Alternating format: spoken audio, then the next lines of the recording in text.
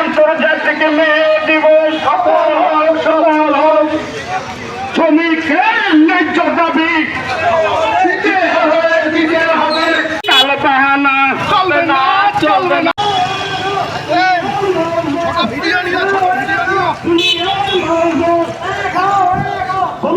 শ্রমিকের দাবি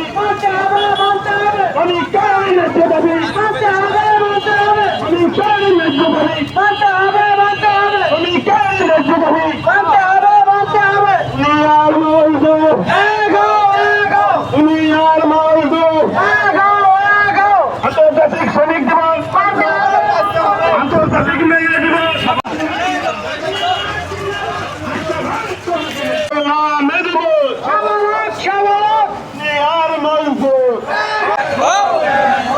শ্রমিকের ন্যায্য দাবি,